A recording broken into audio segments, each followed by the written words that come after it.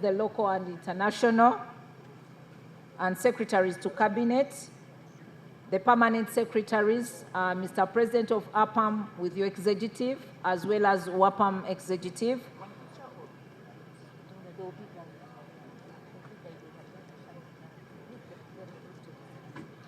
We want to thank you once again, Your Excellency. We patiently wait for organizing the various categories for the group photos, and then we shall stand and honor the exit of His Excellency from these grounds. Thank you very much, our delegate. I always tell my civil servants here that I am from the cattle keeping tribe. I'm a cattle keeper. My tribe are cow people. If you have never seen cowboys, this is one of them. I'm a cowboy. But as a cowboy, I produce milk, I produce beef, and I also produce bananas. We've got a lot of bananas in my area. But my tribe don't buy from me. They don't buy my milk. They don't buy my beef. They don't buy my bananas because they're also having the same. They have what I have. I don't buy from them. They don't buy from me. But we speak the same dialect. In the morning, we greet Agandi, Agandi, Agandi.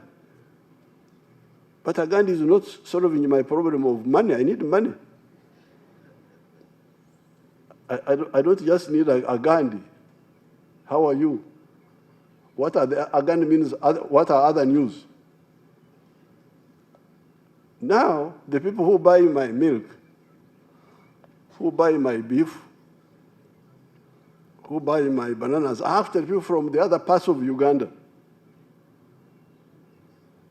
who don't have what I have, and they have what I don't have.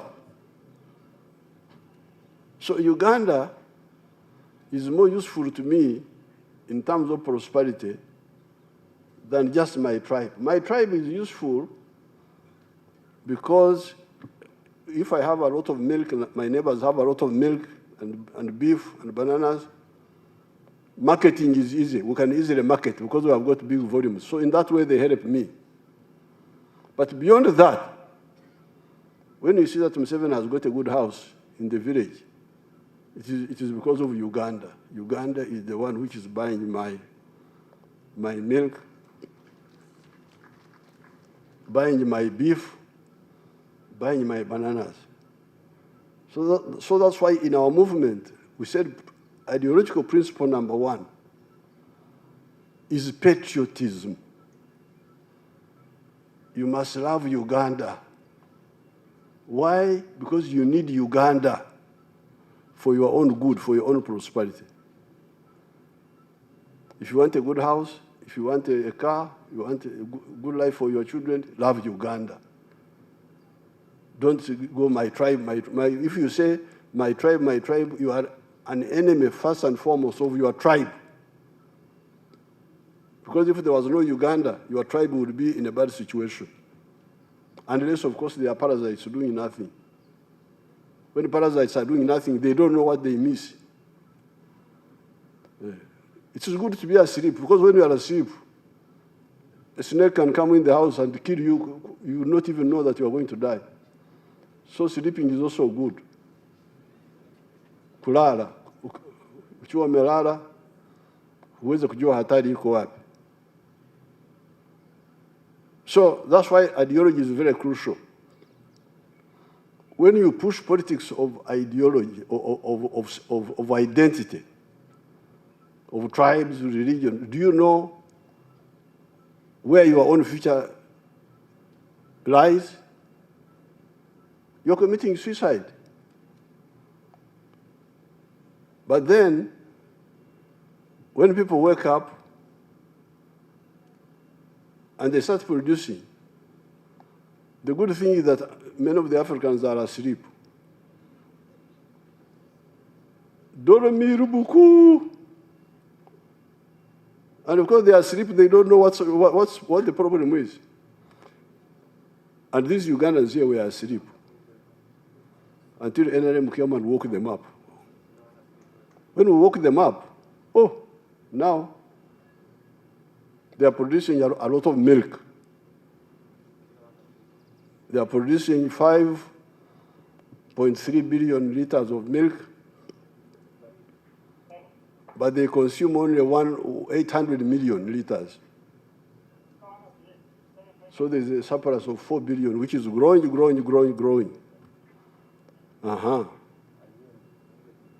They are producing 5 million tons of maize, but they consume only 1 million tons. Beef, banana, so many products here. Production is sugar. So now we turn to them and say, oh, you people, what do we do? The internal market is not enough. Where do we sell this? They look at us. Have you heard of Africa? Yes, we have heard of Africa, of course. Do you know Africa can help you to buy what is surplus here? And you also buy something from them. So, because of waking up these people, we are unable to tell them that, you see, principle number 2 of ideology is Pan-Africanism. You need Africa. You must love Africa. Why? Because you need it for your own good. And we are trying to tell that to our civil servants. When those civil servants, administrators, immigration officials, blocking people from Congo, why are you blocking them? Why do you block people from Congo, from Kenya, from coming? What is the problem? What are you administering now? Administrator. Public administrator. Whose job is to block Africans who are coming here to do work, to bring us wealth. It should not be stopping Africans moving around. It should be how they move. That's all. One day I went to the border with Congo, in one area north of the mountain of Rwenzori, and I found many youth on the other side from Kamango wanting to come to the neighboring town of Bunduwijo on the Uganda side, that they should get a visa. Can you imagine? I just want to go to the shop and buy something and go back, and then you say, visa, to your administrator. You are bullet too.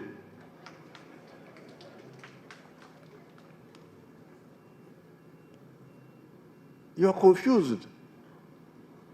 These children will go and buy. They are not going to reside. They are going to go and visit and then come back. Buy and come back. Buy and come back. Busia, Mutukura, how will you now say, don't go to buy this? Don't? That in order to visit on the other side of Morongo, where my relatives live in Tanzania, I should get a visa, what do you call a visa? This is not correct. So, apart from philosophy, you must understand the ideology. Then the techniques you are talking about will bear fruit, will be useful. But otherwise, if you simply concentrate on the techniques, computers, what are you computing? New colonialism. To import from China, to import from Dubai. So I'm very happy with your seminar. And I'm glad you are hinting on the issues in your speeches like the chairperson was talking about the integration. You talked about it, chairperson. And the refugees, our personal refugees. These refugees are our people. Because if you look at this map, these boundaries of Africa, I'm not the one who made these boundaries. Uganda, Kenya, Tanzania, Congo. You find the Samyas, some are in Kenya, some are in Uganda. The Baruya, some are in Kenya, some are in Uganda. On our border there with Tanzania, my groups, some are in Uganda, some are in Tanzania. On the Rwanda side, Mutara. On the Congo side. So these people, these are the ones who are running away because of the problems in their countries. And I cannot say, don't come, because these are our people. And through East African community and through the CFTA, the Continental Free Trade Area, we, the Pan-Africanists, believe that the whole continent should be integrated economically. And some parts of it can even go further and even have political economic integration, like the East African Federation. So therefore, you, the public servants, of course, it's not it may not be your primary work to initiate the accurate diagnosis, although you are supposed to advise, because you remember public servants are supposed to advise the political leaders. So I don't know what you advise them on. You advise them on neocolonialism or on what? I think there also you need a role in the medicine of diagnosis, accurately make a diagnosis. But where you have people, political people, who have done the diagnosis, understand it, and when you administer, work in tandem. Because sometimes you find the public servants are working at cross purposes with the reformers. But having said that, the public servants have an advantage of staying, of long service. If somebody joins at the age of 22, she will leave at the age of 60 or 65. That's a long public service. That's a long time. So if he's properly tuned, he can do a lot of work. And he can help the political people, because those come and go in some of the countries. The turnover is very high. So therefore, the public service, provided the public service is historically relevant, they have a correct position in relation to history. Because in history, in Africa here, there are historical missions we must achieve, like what I told you about building an integrated, independent economy that is linked horizontally and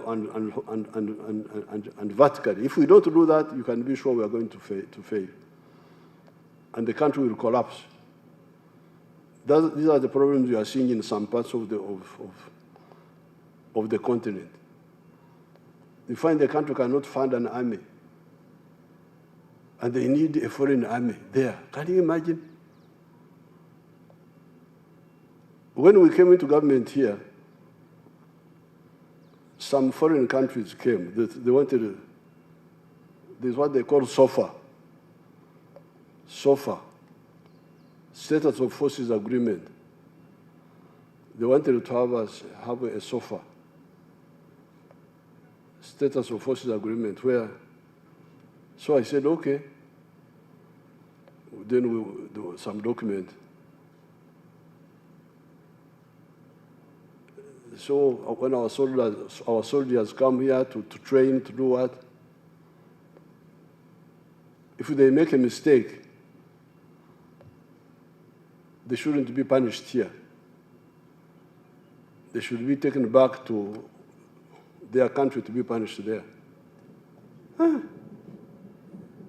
Then I said, but maybe if it is a small case, like fighting in a bar, you can take him and you try him in your place. But you kill a Ugandan, or you rape a Ugandan woman, and you don't want to be tried here. That's what we cannot accept. Unless, in fact, I even became conciliatory. I said, unless you become it, I wanted to find a way of, I said, unless you make it reciprocal. If a Ugandan soldier also kills somebody in your country, he shouldn't be tried there, he should be tried in Uganda. So no. You don't want it to be reciprocal. Bye-bye. We have never signed a SOFA with any foreign country, never. And we don't need to. We are self-sufficient. There's nothing we cannot do to defend ourselves. If there is knowledge, we can share. We can go and train. But you see, if you make a mistake on the side of ideology, on the side of the economy, then you can't manage. You can't manage, stand on your own.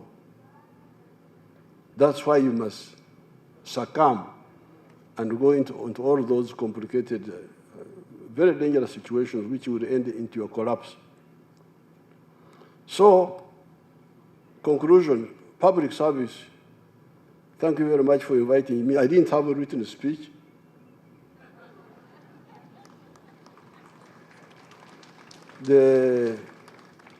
But I said, let me make these remarks. I think they even wrote one, but I didn't want to read it. The one of, I welcome you, and I'm very happy to see you.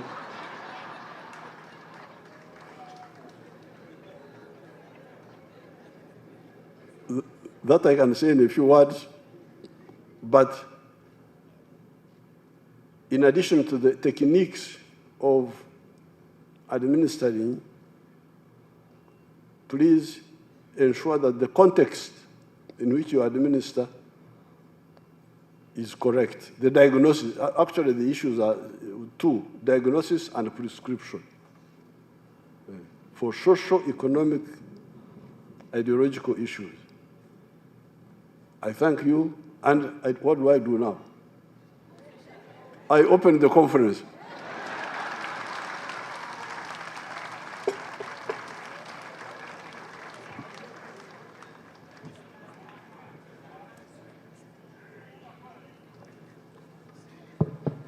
Thank you very much, Your Excellency, our Chief Guest. Your Excellency, we request that after the anthems, you permit a photo session with selected categories of your guests, and this will be the